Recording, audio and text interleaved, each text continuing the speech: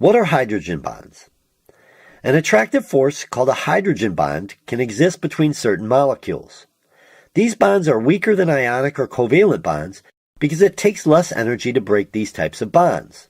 However, a large number of these bonds going on can exert a strong force. Hydrogen bonds are the result of an unequal charge distribution on a molecule.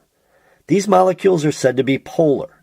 If we look at a water molecule, we can see the oxygen atom shares electrons with two different hydrogen atoms.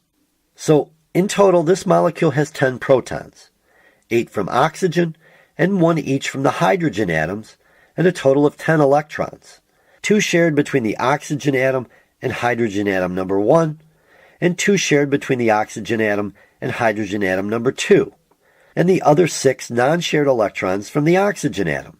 So, this water molecule is electrically neutral. But it has a partial positive side, the hydrogen side, and a partial negative side, the oxygen side of the molecule. The electrons are not shared equally within the molecule, as they have a higher probability of being found closer to the nucleus of the oxygen atom, giving that end a slightly negative charge. So the hydrogen atom's end of the molecule will have a slightly positive charge. These charged ends weakly attach the positive end of one water molecule to the negative end of an adjacent water molecule. When water is in liquid form, there are a few hydrogen bonds, solid form, many hydrogen bonds, and when water is steam or gas, there are no bonds because the molecules are too far apart to form any bonds. Hydrogen bonds only form between hydrogen atoms that are covalently bonded to an oxygen, nitrogen, or fluorine atom. Hydrogen bonds are also important in the structure of proteins and nucleic acids, which we will cover in later videos. So now we know that water molecules are polar, or have a slightly positive and slightly negative end.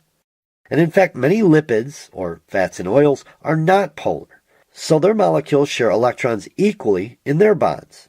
So these are non-polar molecules.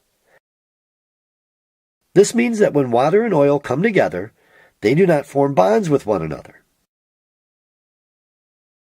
Even when we try to mix them, the water molecules will eventually separate because their polar molecules are attracted to one another and will form hydrogen bonds, which will separate the water and the nonpolar oil molecules. And that be the basics on hydrogen bonds.